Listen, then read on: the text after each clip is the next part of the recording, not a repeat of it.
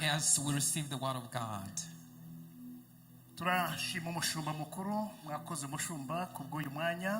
Just want to thank the bishop for this great moment. Are you tired? Would you please stand for a minute, please? Please, 1 minute. Shortly you will sit for a long time. So kindly. So please show it by smiling. So I was thanking the bishop for this privilege once more. I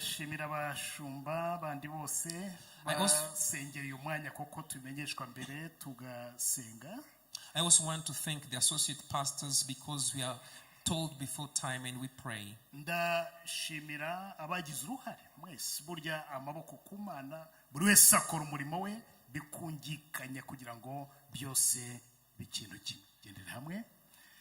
I thank everyone who did in secret, who prayed for us, interceded for us. And I thank you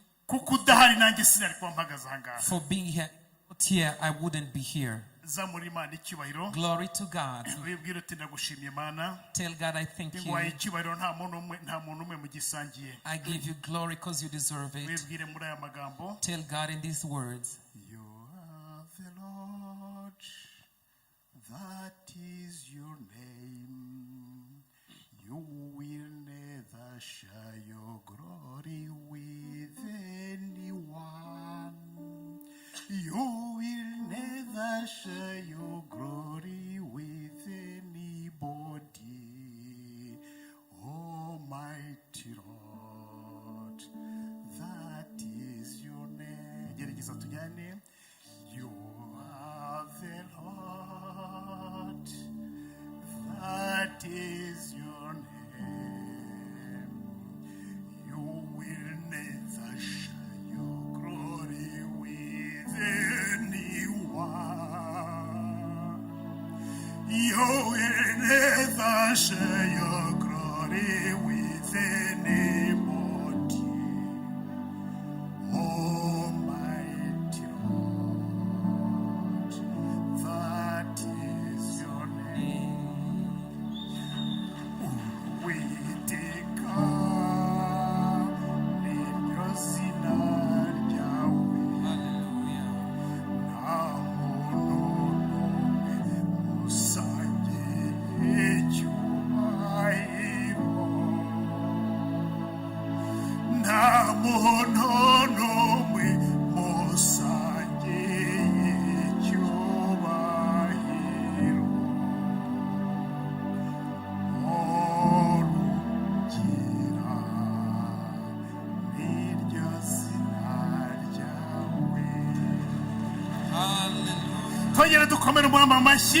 Round of applause to the Lord once more. You may be seated.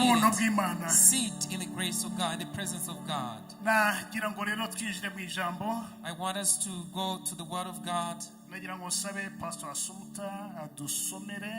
would like to ask Pastor Asumuta to read for us.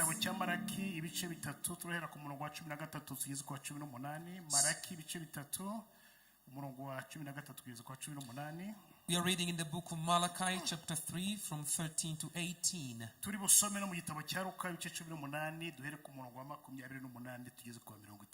we shall also read in Luke, chapter 18, from 14 to 30. Let's read.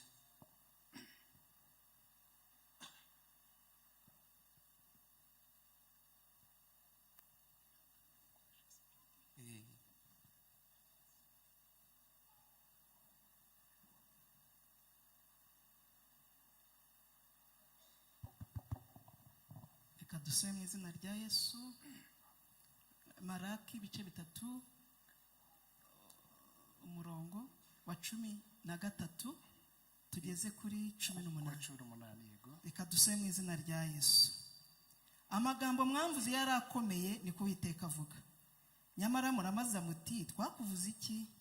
Mwavuze yuko gukorera Imana ari nta mumaro.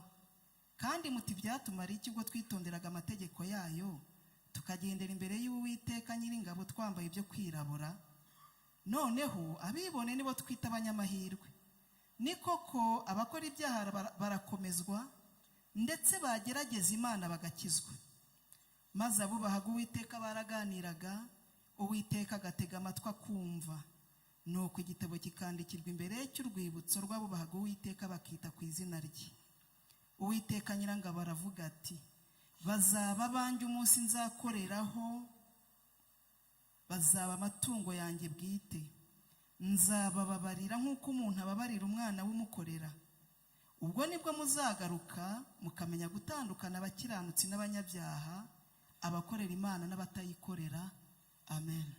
Amen. Dusome no muri Luka igice 18 umurongo wa 28 kugeza ku 30. Luke chapter 18 from verse 28 to 30. Kadusome mu izina rya Yesu. Ubutumwa bw'Yesu bwanditswe na Luka 18:28 tugeze kuri 30. Petero aramubwira ati, dore twebwe twasize ibyacu turagukurikira. Arababwira ati, ndababwira ukuri yuko nta muntu wasize inzu ye cyangwa umugore cyangwa bene se cyangwa ababyeyi cyangwa abana kubw'ubwami bw'Imana utazongererwa ibirutaho cyane muri iki gihe no mu gihe kizaza agahabwa ubugingo buhoraho. Amen. Amen. Nagira ngo dusangire ijambo muri iki gitondo rifite umutwe ugira uti, ugiye kubona itandukaniro. Bwira mugenzi wawe uti, ugiye kubona itandukaniro. Bimubwire. Tell your neighbor you're going to see the difference. Ugiye kubona itandukaniro. You're about to see the difference. Aya magambo dusomye, so the word that we read yo muri Malaki, in the book of Malaki, aratubwira ukuntu abantu bicaraga, it shows us how people would sit bakibaza iby'Imana ibyo ari byo, and to ask about God, bakareba imirimo yakora ya buri munsi, so they will see the deeds of the bakareba Lord. ukuntu bubaha Imana, They will see how they respect God. bakareba ukuntu bakorera Imana, They will see how they serve God. bakareba ukuntu bavuye mu byaha, They will see how they got saved. bakareba ukuntu biyiriza bagasenga, They will assess and how they pray. ariko bakabona nta gihinduka, But there was no change. bakavuga bati kuki umunyabyaha ari we munyamahirwe, And they would say, why are the kuki wicked umunyabyaha ari blessed? Imana ihumugisha, Why is the sinner blessed? bakabyibaza, They would ask bamwe themselves. bakitotomba, Some will lament. babibaza Imana, They were asking God. bibwira ko itabumva. They thought God was not listening to them. No muri ibi bihe niko bimeze, Even during this time, it is the emwe no mu same. bihe bya Yesaya. Even during the time of Isaiah. Iyo dusomye ibice 12 muri Yesaya, So when we read the book of Isaiah chapter 12, tubona ko nawe yibajije icyo kibazo. we see that Isaiah asked the same question. Iyo dusomye muri Zaburi ya 73, So when we read in Psalm 73, tubona ko na Dawidi yibajije icyo kibazo. we see that David asked the same question. Iyo tugeze mu buzima bw'uyu munsi, So today, in today's life, tubona ko natwe bamwe muri twe twibaza icyo kibazo. we see that that even affects us today. Ese ko nkorera Imana? Why do I serve God? Ese ko maze igihe mu by'Imana? I have been in Ese ko salvation nyiranukira for Imana? I serve God Igihembo righteously. kiri he? Where is the Iyo reward? ndebye hirya no hino, When I see mbona everywhere, umunyabyaha I see the ari wicked uhabwa umugisha ku muntu. prospering more than I. Nyamara siko bimeze. Yet it is not Tuba so. turebesha amaso y'umubiri, We see with physical eyes. ariko ijambo ry'Imana rirambwira ngo But the word of God tells me, nta mahoro y'umunyabyaha, no peace of the sinner. kandi Imana iba kure y'ibitekerezo And by'umunyabyaha. God is far from the wicked. Icyo kibazo wibaza, So that question you ask yourself, ntiwongere kukibaza, do not ask that kuko yourself igihe again. kirageze Because the time has kugira ngo come ubone itandukaniro so that you may see the hagati distinction yawe between you n'udakorera Imana. and the wicked. Igihe kirageze The time has kugira ngo come. ibyo wibazaga byose bibonerwe igisubizo. So that the answer may be found. Dukomere Umwami Yesu. Mighty hands clap to Jesus.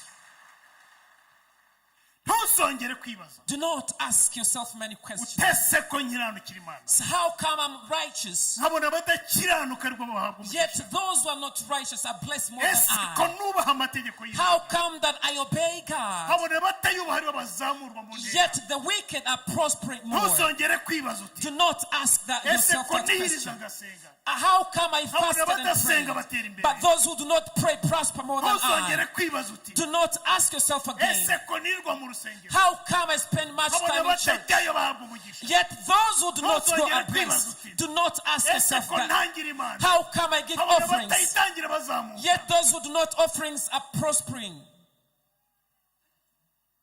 ni igihe cyo kugira ngo ubone itandukaniro. It is the time to see a distinction. Itandukaniro, The difference. ndasenze I pray ngo guhera uyu mwanya that from today uribone mu onwards, buzima bwawe mu izina that rya you Yesu. may experience the Zamura difference. ikiganza cyawe cy'iburyo. Lift up your right hand. Vuga uti Imana, Say, God, itandukaniro that ryanjye distinction n'abadasenga between me and ndabyakiriye mu izina I rya Yesu. receive it in the name of Jesus. Kuva ubu ntandukanye nabo. From now, I'm Kuva ubu different. ntandukanye nabo. I'm different from the wicked. Mu izina rya In Yesu the name Kristo. of Jesus. Amen. Amen. Ngo ariko Yet, iyo babivugaga whenever they would deliberate, kwaba ari ukwitotomba imbere mu mutima, they were lamenting in their heart. kwaba ari umunaniro bafite, So the weary, ngo Imana yarumvaga, God would hear from heaven. Imana ikabyumva, God would listen and hear. ikaza ikegera babandi And He bayikunda, would draw close to those who love Him. baganira ikabiri hagati yabo, Whenever they would talk, God would be their kuko ari midst. abera, Because they are holy. maze ikabyandika mu gitabo cy'urwibutso. And everything will be written in the scroll of the remembrance. Yabyandikaga mu gitabo cy'urwibutso, So whenever everything was written in the book of kwari ukugira remembrance, ngo igihora ibyibuka God wanted to remember kandi everything. ishobore kubaho umugisha. So that He may bless them. Nagira ngo nkubwire I ko want to tell you, igikorwa cyawe, your acts, icyo ukora mu rwihisho, the works you do in abantu private, batazi, what people do not abantu know, batabona, what people do not know, abantu batumva, what people cannot kiri mu understand. gitabo cy'urwibutso It is in rw'Imana. the book of remembrance of Iyo God. dusomye muri Bibiliya, When we read in the Bible, tugasoma Bibiliya ifite ibisobanuro, so when we see the tubona ko icyandikwaga mu gitabo cy'urwibutso so we see that what was written in ni the book of amazina remembrance, y'abantu bakunda Imana kandi bayikorera. there were the names of people who love God and serve Him truly. Muri iki gitondo This morning, Imana yarumye kukubwira ko God has sent me to tell you, izina ryawe your name ryanditswe it is written mu gitabo in cy'urwibutso the book of kubera remembrance imirimo yawe because of your works ukora ya buri munsi, that you do every day, uyikorera Imana, doing it for kuko God. Imana For God. itayitesha agaciro. Do not neglect those words. Ongera uzamure cya kiganza, Lift up your right hand once vuga more. uti Imana, Say, God, I ndagushimye thank you ko imirimo yanjye yose, for my works, iyo nkorera mu the rwihisho one I do in private, n'iyo nkorera the ahagaragara, one I do in public, yanditswe mu gitabo cy'urwibutso. they have been recorded in the book of remembrance. Amen. Amen. Iyo ukora iyo mirimo, When you do those works, abantu bashobora kukubona cyangwa ntibakubona. people may see you or not. Nukorera Imana, When you serve God, ntukajye ku karubanda do not be in public mubabwire ngo ndi gukorera Imana. and tell them that I'm serving God. Imana ukorera God you serve, irabibona, He sees kuko everything. ireba umutima wawe. Because God sees in the heart. Nukorera Imana, When you serve God, ntukayikorere witotomba do mu not mutima, complain in your heart. kuko Imana irabireba, Because God sees. kandi umurimo witotombewe And when you complain, ntabwo uhabwa agaciro. your work will not be valued. Muri iki gitondo This morning, ndagira ngo nkubwire I want to nti, tell you, niba uhora nitotombye, if you ni complain, umunsi wo kugira ngo it is the day Imana izana imbabazi zayo, God to bring His mercy, ikwereke ko ibyo wakoze to show you that what you bifite did agaciro mu maso is yawe. valuable and precious in His sight. Ugiye kubona itandukaniro, You're going to see the difference. ugiye kubona You are itandukaniro. about to see the distinction. Ibyo ukora byose Everything you do, abantu bashobora kutakubona, people may disregard you or not see you. abantu bashobora kutakwibuka, People may not remember you. inshuti zishobora kutakubona, Friends may not consider inshuti you. zishobora kutakwibuka, Friends may not remember you. ababyeyi bashobora kutakubona, Parents may not see you. ababyeyi bashobora kutakwibuka, Parents may disregard you. abashumba bashobora kutakwibuka, Pastors may not see you. abashumba bashobora kutakwibuka. Pastors, may not see you. Ariko nagira ngo nkubwire nti, Yet, I want to tell you, Imana ukorera, the Lord you serve, izina rye riri mu gitabo cy'urwibutso, your name is in the yo book of ntishobora remembrance. kubyibagirwa, He cannot kuko forget byanditswe mu gitabo because it's cy'urwibutso, written in the kandi scroll gisoma buri munsi, that God reads kugira ngo every day ibone ya mirimo myiza so yawe, that He may value your nayo deeds. ivuga iti, And He may say, uyu munsi today, ugiye kubona you're going to see the itandukanirizo difference riri hagati yawe between you n'abatankorera, and the unrighteous, riri hagati yawe between you n'abadakora imirimo nk'uyu. and those who do not do good works. Turi kumwe? Glory. Komera Imana amashyi. Mighty hands clap to the Lord. Komera Imana amashyi. Round of applause to the Almighty God. Iyo twigisha, when we preach, dukunda gutanga ingero zifatika. We give practical illustration. Kugira ngo nibura, so that isomo cyangwa ikibwiriza cyumvikane neza. So the sermon may be properly delivered. Ngiye kuba buhamya bubiri. I'm going to give you two different testimonies. Bwose bwabereye mu gihugu cya Nigeria. They all happened in Nigeria. Hari umukristo, there was a certain believer mu itorero, in a certain church. yatangiraga Imana cyane. He would offer for God. Bavuga bati dukeneye intebe. Whenever they would say we need chairs, yabaguha mbere yo guhaguruka kugira ngo atange. He was the one to take initiative to give the chairs. Bavuga bati dukeneye indangururamajwi. Whenever they would say we need microphones, yabaguha mbere mu gutanga. He was always the first to give. Abantu bose mu rusengero, everybody in church, bari baramwise umuntu utangira Imana. He was named after giving, the giver. Ubutunzi yari afite, the possessions, the wealth he had, bwose yabushyiraga mu Mana. Everything he had was giving for the Lord. Nyamara, however, ntabwo yari umukire. He wasn't so rich. Yari umukene. He was poor. Igihe kimwe, one day, aza kugwa ava mu byizerwa. He fell from the grace and backslid. Aragwa. He fell. Ntiyasubira mu rusengero. He backslid and did not go back to church. Ariko Imana, yet God, yari yaranditse ya mirimo, He had written His works mu gitabo cy'urwibutso, in the scroll of remembrance. Leta y'ako gace, so the government of that state, Nigeria ni confederation, ni igihugu gifite za leta zitandukanye. Nigeria is quite a huge country with different states. Bazita za province, intara. It's called provinces. Leta y'intara uwo muturage yari atuyemo. So where that man was living, uwo mwana w'Imana uko yari akiri agakiza, so that servant of God who had received salvation, iza kubaka inzu zo gufasha abantu b'abakene. So they wanted to build for the poor. Muri izo nzu, so in those houses, bubakamo inzu imwe ya etaje nziza cyane. They built a wonderful story building so tall. Abantu bakeka kuri kubakirwa governor. Most people thought that was being built for the governor. Governor w'iyo ntara. The governor of that province. Inteko iraterana. So people gathered. Inteko y'abadepite. The legislation gathered. Bari barabagejeho list y'abantu b'abakene. So people they had lists of the poor. Batanga za nzu ku bantu b'abakene. So they were giving houses to the poor. Ya nzu nziza, so the most beautiful house, bayigenera wa mugabo. It was given to the other man who was giving for the Lord. Bamuhamagaye. So when he was called, agira ubwoba tubanza bashaka kumfunga. He was petrified that he would be taken to jail. Kuko ntacyo leta yankorera. Because I know the government has nothing to do with me. So I think they are lying to me. Ajya kureba umushumba we. So he went to see his pastor. Nubwo yari yaraguye. Even though he had backslidden. Ati mushumba ndabizi. He said, Pastor, I know. Ikiganza cyawe kirakomeye. Your hand is powerful. Sengera kuko mbona igifungo kiri hafi. Pray for me because the umushumba musengeye. So when the bishop Imana iramubwira iti, God said, ya mirimo wakoze yose, the works you did, nayandikaga mu gitabo cy'urwibutso. I was writing them in the book. Genda. Go. Iriya nzu ni yawe.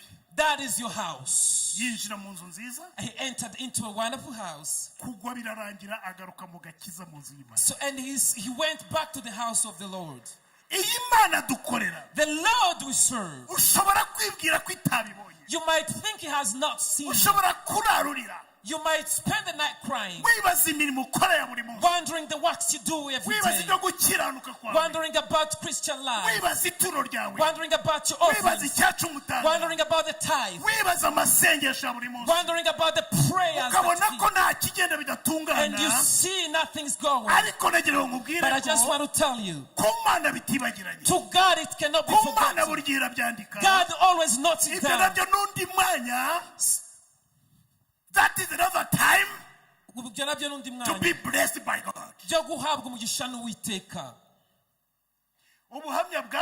The second testimony, different from the first one. I want you to listen this carefully. In church once more, whenever there will be an act, especially to do with the people who are waiting in church. Umushumba yasabaga abayobozi mu rusengero abadiyakoni n'abandi. The pastor would request the leaders in church, deacons and different departments, kugira ngo bitange, so that they would give for the Lord, bakora ibikorwa by'Imana, so to work for the Lord kandi batwerere, and to show. Ibyo bintu bakabyandika mu gitabo. So and everything was written in the book. Bakandika itariki ya kabiri z'ukwa gatandatu na 24. So they would note down the dates. Jean Pierre yatanze intebe ebyiri. So and so gave probably 2 chairs. Jean Pierre yatwerereye papa cyangwa undi mu bukwe bwe. Jean Pierre gave the contribution. Icyo gitabo bakakibika. And they would keep that book. Hashira imyaka irenga 5. Years and years went by. Umwe mu badiyakoni, so one of the deacon, agera mu gihe cyo kugira ubukwe. So she had a wedding. Ariko abantu bari bazi kureba, but people who were quite observant, babonaga ko wadatanga yihisha mu bandi gusa. So they could see that he wasn't giving, he was only hiding in the congregation. Bajya gutanga akabuwa mbere wo kuba amashyi. So whenever people would give, he would only clap. Akabuwa mbere wo gusakuza. He would just shout and make noise. Abatabizi bakagira ngo yatanze. People who don't know, they would think that he has given something. Ariko bakurikira. But those who are following closely, bakabona ko ntacyo yatanze. They would know that he did not do anything. Umwe mu badiyakoni aza kubwira umushumba. So one of the deacon went to the pastor and said, Pastor, uyu ugiye gukora ubukwe, so this person about to marry, iyo twitanze ntiyitanga. Whenever we give something in the church, he doesn't contribute. Pastor ati muzane cya gitabo twandikamo. And pastor said, bring the book where we write. Barareba. So they started checking. Mwaka wa mbere, the first year, wa kabiri, the second year, wa gatatu, third year, kugeza ku mwaka wa gatanu wa gatandatu, to the fifth, even sixth year. Basanga nta zina rye ririmo. They realized that his name wasn't in the book. Umushumba aravuga ati, and the pastor said, akebohereyemo abandi wabagereyemo nawe bakakugereremo. So what comes around goes around. Kuko ntacyo wahaye abandi, because you didn't give to others. Mu rusengero rwose ntawuza kwitangira ubukwe bwawe. Zero. The whole church, no one is going to contribute to your wedding. Zero. Nagira ngo nkubwire, I want to tell you, ibyo ukora byose, so whatever you do, yubikorana umutima ukunze. Do it with a sincere ibyo heart. ukora byose, whatever you do, yubikora uzi kw'Imana ikureba. Do it knowing that God is seeing you. Twasomye kandi, we also read mu gitabo cya Luka, in the book of Luke, aho Petero yabajije Yesu, where Peter asked Jesus, ati mwami, he asked, Lord, twebwe twagukurikiye, so we followed you, bizagenda bite? What will happen? Tuzagororerwa iki? So what will be the rewards? Yesu aramusubiza ati, and Jesus answered to him, nta wasize ibye ngo nkurikire. No one left everything to follow me.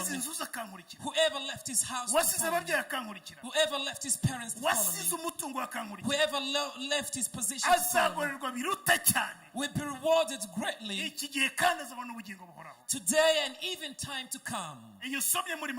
So when we read in the book of Matthew, so they even say times. They mention more than 100 times. And he will be rewarded while in this world and will inherit the eternal life. Peter also asked the same question. What's the use of serving God? What is the use of following Jesus? What is the use of ministry? So what is the use of praying? It is possible that Peter alongside probably Peter asked the question. It is possible that Peter had it in his heart. It was in his heart, but he couldn't say it. Some carry the burdens in their heart. So they don't put it out. There are people who have words in their heart. They don't put it to the public. So they complain. They keep it in their heart. Sometimes there is no answer.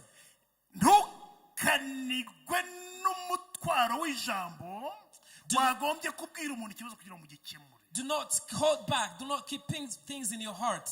Imana ikunda umuntu ufunguye. God loves somebody with an open heart. Imana ikunda umuntu ujya ahagaragara akabwira uwo bireba atari ku ikibazo uko kimeze gutya tukigenze gute. Umutima wanjye ntiwishimye kugira ngo ntuze byagenda gute. God loves somebody who goes to a person they have a problem with and then they sort it out. They talk it over and they sort it out. Petero yabishyize ahagaragara. Peter put it out in the public. Wagira ngo yari yaje gukorera amafaranga. You could think he was at work. Petero ntiyaripfanaga. Peter was very open. Yes. Ko tugukurikira twasize ibyacu tuzahembwa iki? Jesus, we follow you all the time. We left everything we own. What will be the rewards in heaven?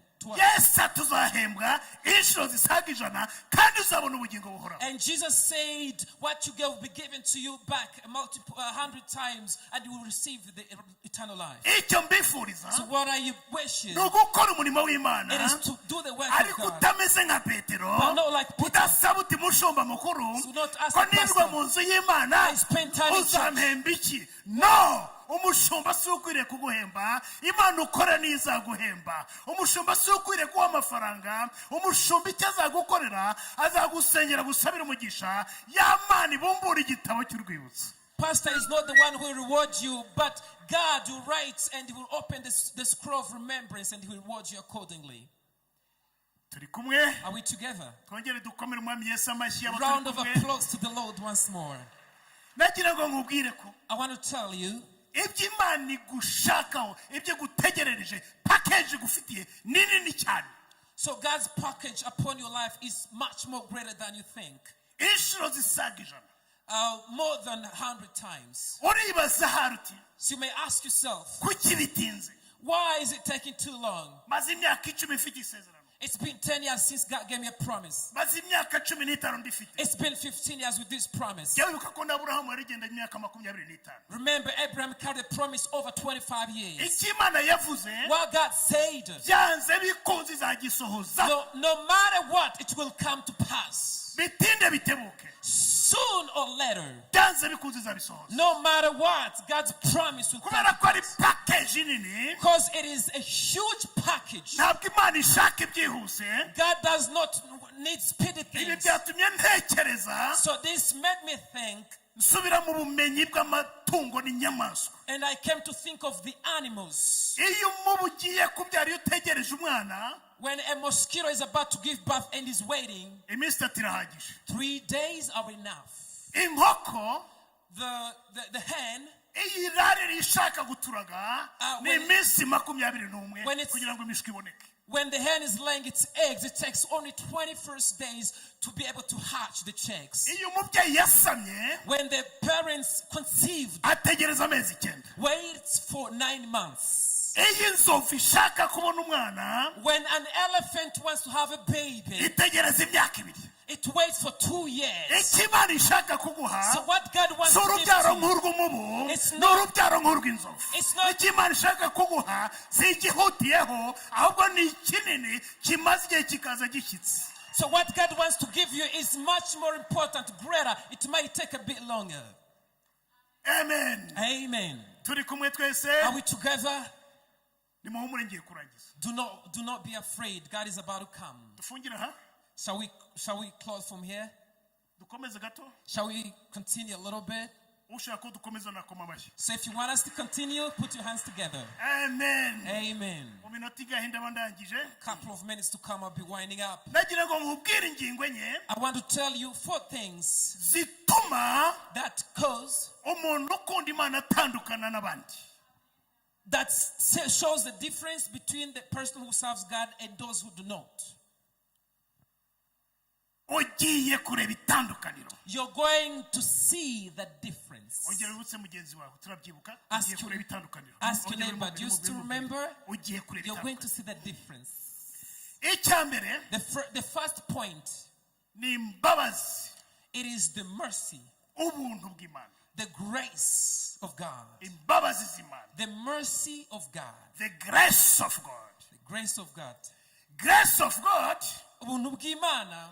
Kugira ngo ushobore kumubona. For you to be able to experience the grace of God. Nta conditions zibaho. There are no conditions attached. Ha mategeko nta mabwiriza. No laws, rules attached.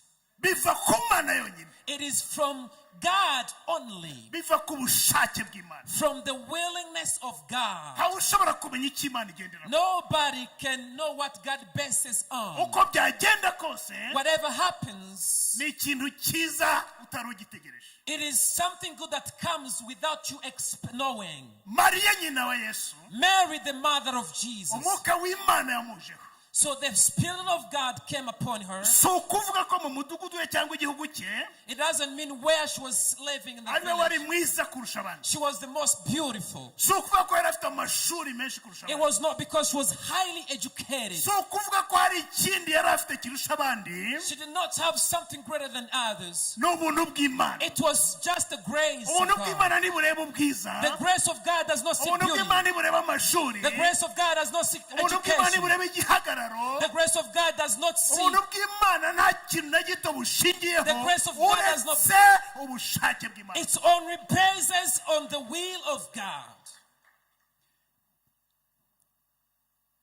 Nsoma ahantu ndi kubitekerezaho no kubisengera. When I read and I was pondering about this and praying, nahoze nibuka ibihe bya corona. I remember during the corona time. Icyorezo cyaje, So the epidemic that came, twese cyadushyize muri kondisiyo zimwe. so it put us in different conditions. Twese twagumye mu rugo.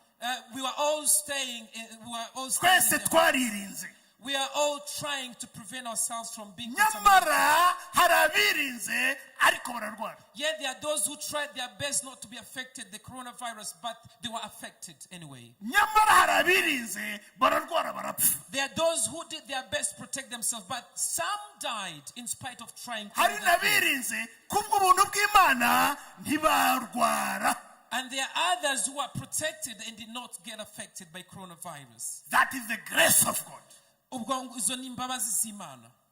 Ibi byatumye nsa n'uwongera kwinjiramo. Reverend niwe ujya ukunda kuvuga ikintu cy'umwuka. Once again, I was reminded, Reverend talks about the Holy Ghost quite a lot. Abarwaraga corona twahitaga dutekereza umwuka, oxygen. So those who be affected by coronavirus would always think of oxygen. Umushuba mu kanya yavuze ubuhamya bwiza icyo yabonye umwana bakora operation yarwaye umuti. A few minutes ago, Bishop mentioned about the child who was undergoing heart surgery. Byatumye ejo ku mugoroba nterefona. So yesterday evening he called me. Mbaza ibitaro bitandukanye. And I asked different hospitals. Mbabazi igiciro cy'umwuka. Asking them the price of the oxygen. Umuntu bongereye umwuka. Someone who's given oxygen. Baregisibira hano bari butubwire buriya nitujya mu karuhuko gatoya. Maybe wants to have a break. Some people. Nasanze hahendutse. So the least expensive place. Ari amafaranga 1,800 ku isaha. At least they give 1,800 per hour. Bari muri bombone bafite ya maske 1,800 ku isaha. Umwuka gusa, oxygen. So the oxygen is quite costly, 1,800. Ntabwo tubaze igiciro cy'izo maske bakoresha. So we didn't include the price of Nitubaze the masks. abaganga baza kureba. We don't include Nitubaze icyumba yabaga aryamyemo. the room. Ahangaha ni igiciro cya buri saha cy'umwuka gusa, oxygen. We are just giving the price of the oxygen per Ibyo hour. bindi tubibaze cyakwikuba gatatu If we cyangwa are to kane. include all those things, could be 3 times probably. Reka dufate urugero rworoshye. So let's take a simple example. Nabaze ibyo bindi mbikuramo mbara oxygen yonyine tuvuge ko nta kindi kintu kigenzeho nta gukurikira ari oxygen Imana yaguhaye uhumeka buri munsi. So I tried to do the calculations, only the oxygen. Nafashe umuntu w'imyaka 30. At least I took an example. Muba n'iminsi 364 kugira ngo ndebe iminsi amaze. Someone who is older, maybe Muba 30 n'amasaha 24 kugira ngo turebe amasaha amaze ku isi. times 24 Muba hours. n'1,800. I times Nasanze 1. umuntu w'imyaka 30. I realized that someone who is 30 years old. Afite facture ya 1,473,000 n'ibihumbi 40. So I realized that it be very expensive.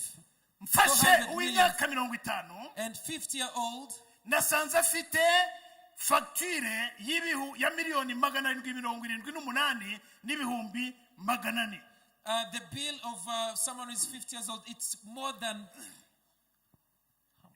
700,000. 700 millions and above. Uko byumva. Mukanya nisharanye na papa. So recently when I was sitting with the namubaje bishop, ni papa I asked him, Father, ufite imyaka ingahe how old are you? ndashaka kukubarira facture So I want to show you how much you're imana supposed to yagombye kuguha y'umwuka amagingo yawe give. If God is to charge you for the oxygen, papa mbwira imyaka ye and my father told me his age, nayishyize hano muri telefone kugira ngo mbibare so it is here, I recorded it in my phone to see. sanga papa afite facture ya miliyari I realized he's supposed to pay the bill of. papa reka nze nongere Let me calculate very well.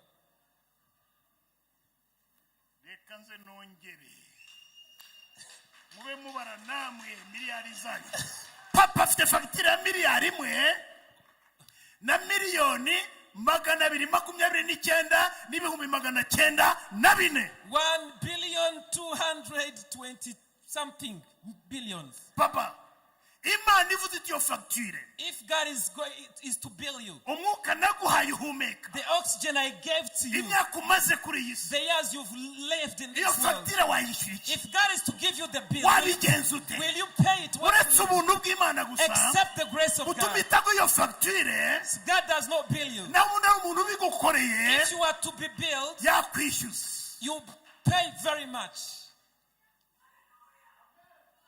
wari ukwiriye gushima imana You should be thankful to uri God. ubuzima urimo The life you're living, urahagaze uri muzima you are alive. umaze imyaka 90 You are how old? I don't know. Many years. uracyahumeka You're still breathing. ntawe ukwishyuza No one asks you to pay. ibi byatumye ntekereza So this made me think.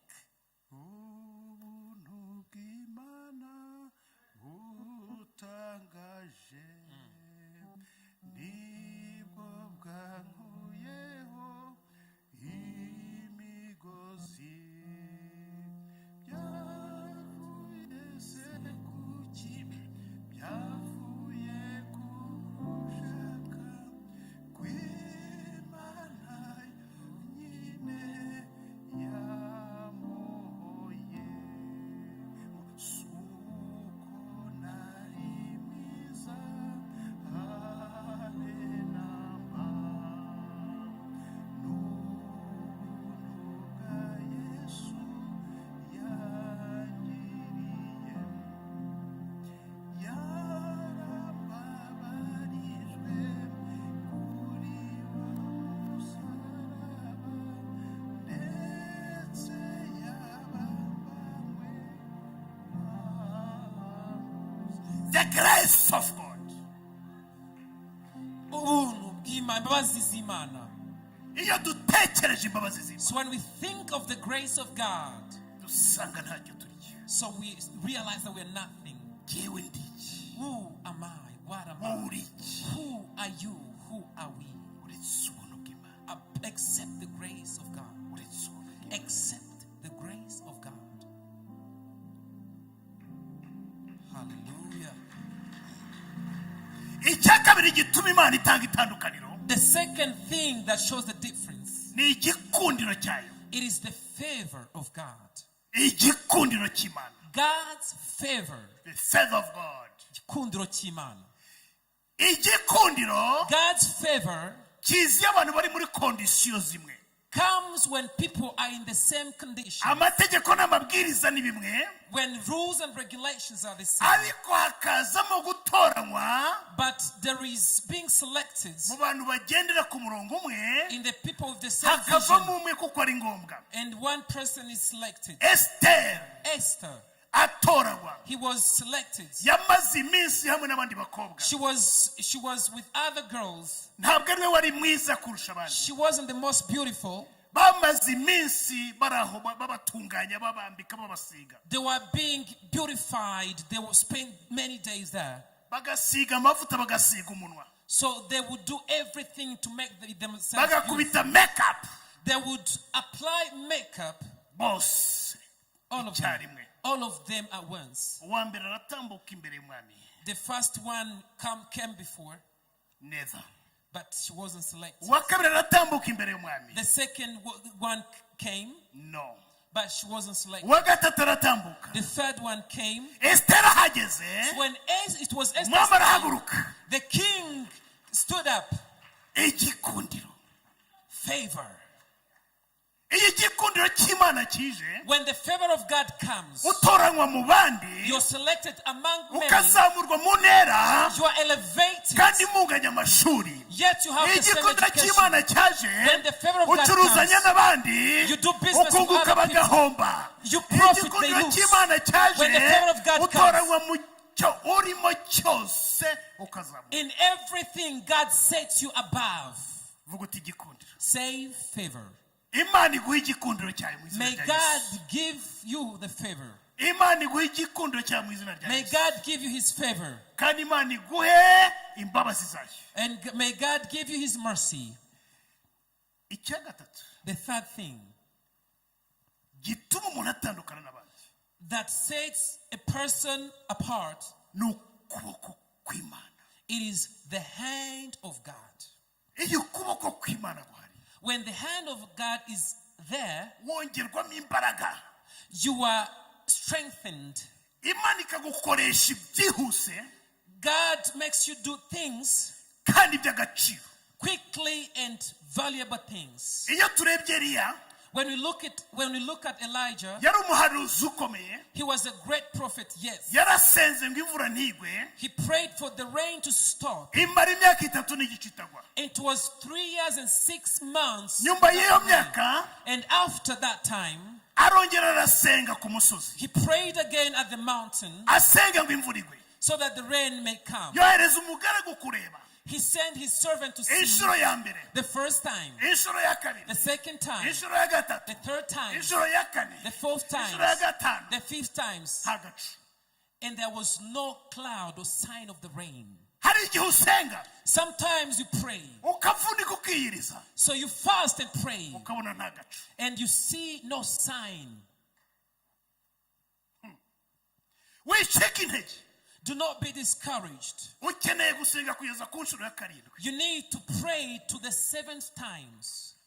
Ku nshuro ya karindwi The 7th time, umukozi w'Imana Eliya the servant of God Elijah, baramubwiye bati hari agacu he was told there is a kangana n'ikiganza. cloud like a Nawe hand. aravuga ati karabaye. He said, Ya Mana yumvise amasengesho. he said, God has heard Hari our igihe ureba prayers. ukabona ni gatoya, Sometimes you see ukabona ntacyo the cloud, kazageraho, the cloud is ariko small. agacu karahari. but there is a cloud. Vuga uti agacu karahari. The cloud is there. Say the cloud Data. is there. Father, Aka gacu this cloud, nigahindukemo imvura. let it turn into rain. Nigahindukemo imvura ku bwoko bwawe data. Let it turn into Nigahindukemo rain, imvura ku Father. bana bawe Let data. it turn into rain, oh Father. Nigahindukemo imvura data. Let it turn into rain, oh Father. Mu izina rya Yesu In the Kristo. name of Jesus Christ. Amen. Amen. Umukozi w'Imana The servant of God, yahise abwira umwami Ahabu he told the king Ahab, ati mwami, God, fata indogobe zawe Take- wirukanke imvura itakunyagira. take your donkeys and swiftly run away so that it may not rain on you. Kubera agacu yari abonye. Because of the cloud he just saw. Korutege y'umwami So the, ndibwira ko izo ndogobe ingamiya yagendagaho zari zifite umuvuduko urenga kilometero 100 mu isaha. Birumvikana. the donkeys, the chariots, those horses was quite swift and strong. Umwami amaze kugenda So when the king had gone, yiruka, so he ran as fast as he could, umukozi w'Imana aracebura. and then the servant of God came. Aracebura. He got ready. Amaze gucebura, After getting ready, sho, and then he flew. imbaraga z'Imana ziramusimbutsa. The power of God took him. Ukuboko kw'Imana The kuramusimbutsa. hand of God took him. Atanga umwami aho bagombaga kugera. Umwami ahageze yibaza ibyabaye. So when the king came, he couldn't find him there. Ukuboko kw'Imana kukongera speed mu izina rya Yesu. May the hand of God increase the speed in the name Ukuboko of Jesus. kw'Imana May the hand of- kukugezeho vuba mu izina rya Yesu Kristo. May the hand of God take you where you're supposed to be in the name of Ijambo Jesus. ry'Imana rirambwira ngo mu gitabo cya Yesaya 31 ngo ariko abategereza Uwiteka So the word of God tells me, those who wait upon the Lord, bazasubizwamo intege nshya. they shall renew their strength. Bazatumbagira mu kirere. They will soar like eagles.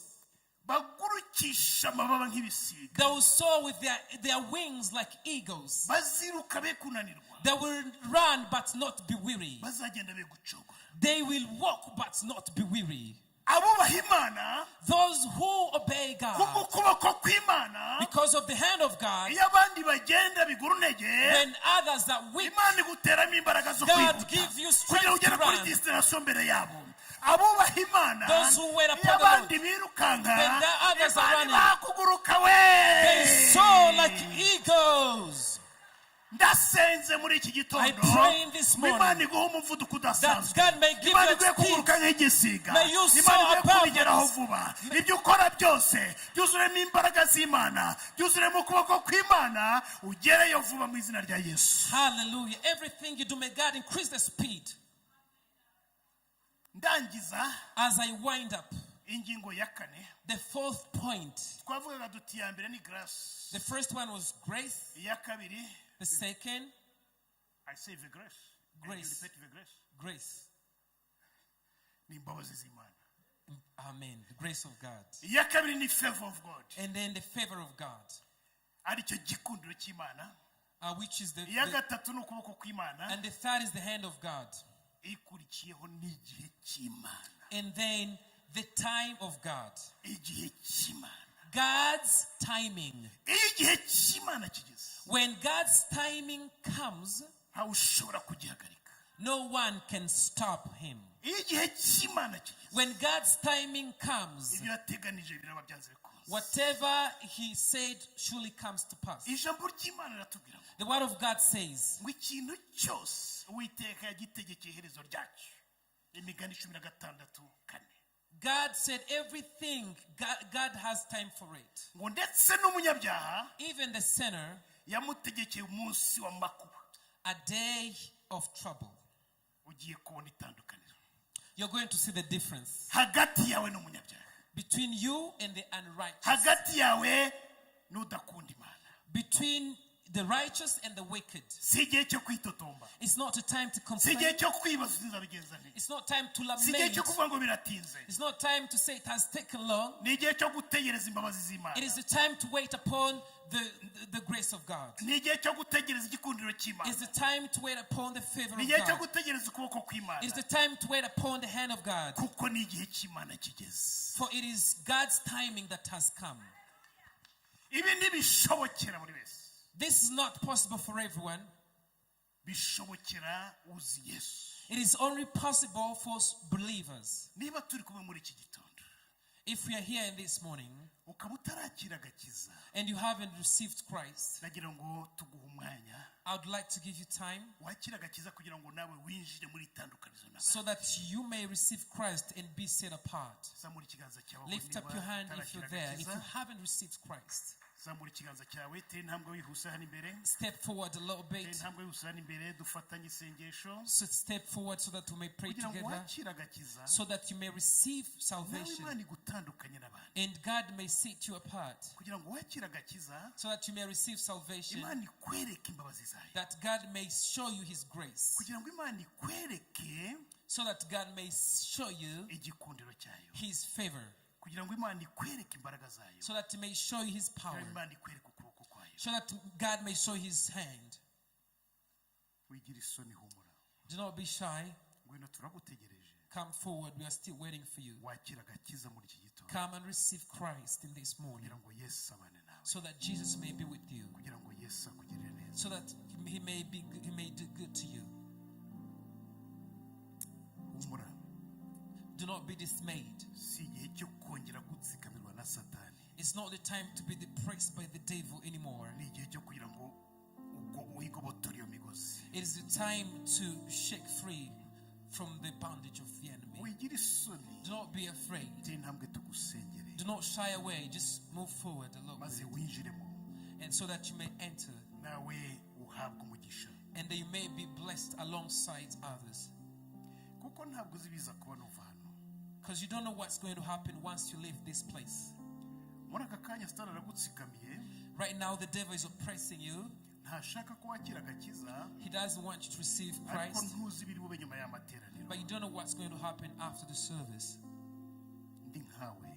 If I were you, nakwakira agakiza none. I would receive Christ right now. Ndi nkawe If I were you, nakwigobotora imigozi ya Satani. I would shake free from the bondage and the shackles of the enemy. Nutaza turakomeza. If you don't come, we shall move on.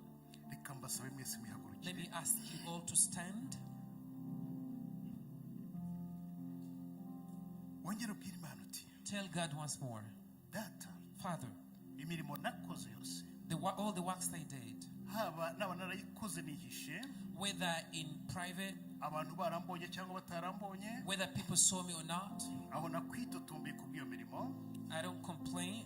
Where I complain, sabye imbabazi. I ask for forgiveness. Sabye imbabazi. I ask for forgiveness. Ntegereje cya gihembo cyanditse mu gitabo cy'urwibutso. I'm waiting for the reward written in the scroll of remembrance. Kubera imbabazi zawe. Because of your grace. Kubera igikundiro cyawe. Because of your favor. Kubera ukuboko kwawe. Because of your hand. Kandi ko igihe cyawe kigeze. And the time has come. Senga iryo sengesho. Pray that prayer mu gihe twakira umushumba mukuru. While we welcome our bishop. Kugira ngo nabadufashe gushimangira iryo sengesho. So that he may help us to pray for this. Dukomere Imana amashyi. Round of applause to the Lord as we receive him.